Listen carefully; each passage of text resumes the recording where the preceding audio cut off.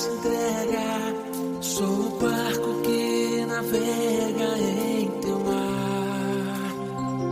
Por isso, meu Senhor, sou o ninho que espera pelo pássaro que um dia irá voltar.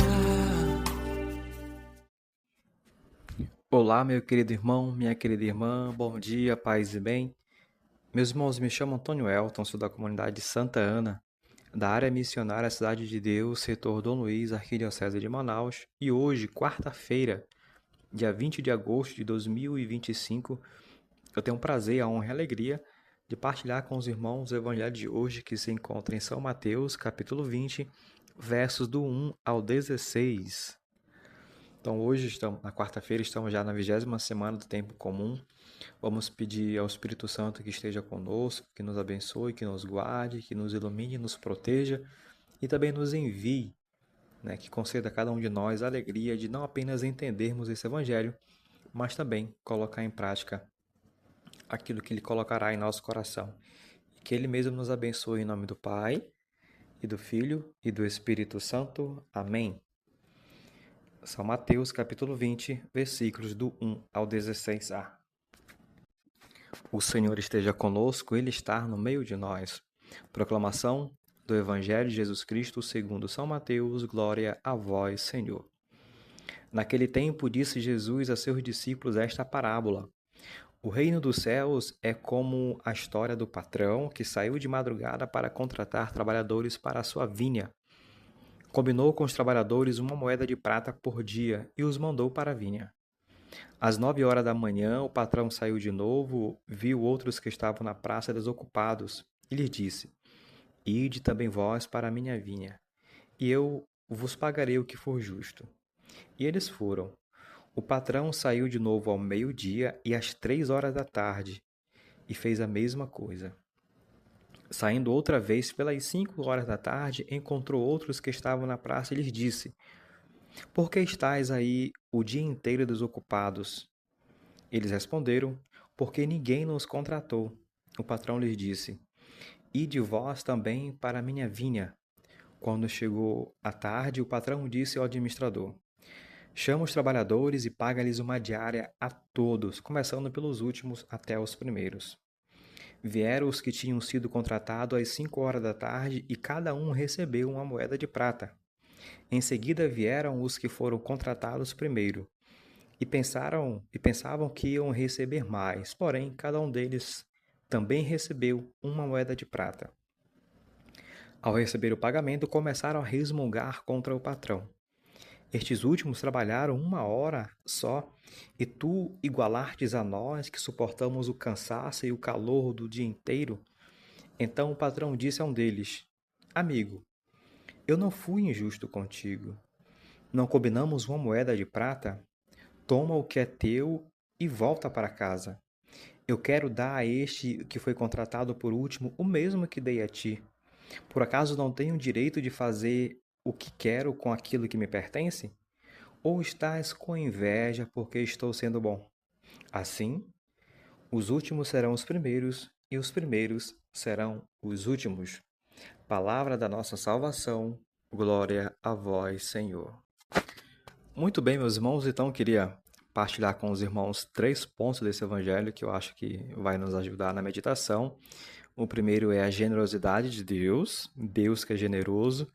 O segundo, a justiça divina, que não segue os padrões humanos, que nós somos habituados. E o terceiro é a conversão sempre que possível. Vamos lá então. Primeira, generosidade de Deus. Deus, meus irmãos e minhas irmãs, Ele é infinitamente generoso, oferecendo sua graça e salvação a quem? A todos, independentemente do tempo ou esforço que tenhamos dedicado. Sua oferta de vida eterna não depende do nosso mérito, mas de seu amor imensurável. Aqui a gente pode entrar na dedicação dos profetas que deram sua vida, mas não viram Jesus. E nós que nascemos aí no pós-final dos tempos, podemos dizer assim, já no finalzinho do tempo, nós podemos ter a graça de ter conhecido Jesus, Eles apenas ouviram, né, o Espírito Santo tocar no coração deles e apontar para uma direção que apontava um Deus que era generoso, mas não imaginavam quanto. Então Deus quis que nós, a nossa geração, né, o nosso povo, tivesse contato com o seu Filho. Então Deus, infinitamente generoso, e a sua generosidade não tem lógica, né, para a humanidade. E o que não tem lógica também e não segue os padrões é a justiça divina também, né? A justiça de Deus, meus irmãos, não segue padrões. Embora os trabalhadores que chegaram mais cedo reclamem, né? Quem não reclamaria, né, tendo passado das 7 da manhã às 5 da tarde, receberia, um exemplo, R$ 100, e vendo alguém que chegou 5 da tarde, trabalhou até às 6, ganhar também R$ 100, né? Um exemplo só. Então, Deus age com equidade, tratando todos igualmente, sem medir esforço ou tempo. A verdadeira justiça, meus irmãos de Deus, é baseada em sua bondade e generosidade, e não na nossa comparação. Então, se Deus quer ser generoso com a gente, a nossa geração, maravilha. Se Ele quiser presentear a próxima geração, né, com a vinda do filho, né, com a parousia, Ele pode ser também, né, não segue padrão de jeito nenhum. E por fim, a conversão sempre possível. A parábola nos lembra, meus irmãos, que não importa em que momento da vida buscamos a Deus, sua misericórdia está sempre disponível. A salvação é oferecida a todos e a conversão é possível até o último momento, porque o Senhor nunca deixa de nos chamar para a sua vinha. No entanto, é perigoso a gente, né, deixar, né, a nossa conversão, né, por último momento, né? É bom seguir uma vida digna, uma vida buscando, né, honrar a generosidade de Deus, buscando, né, se adequar à justiça divina e buscar a conversão sempre, né?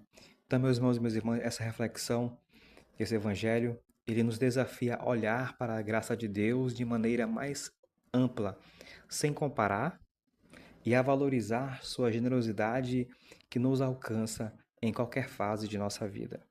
Muito obrigado e que seja louvado o nome de nosso Senhor Jesus Cristo, para sempre seja louvado.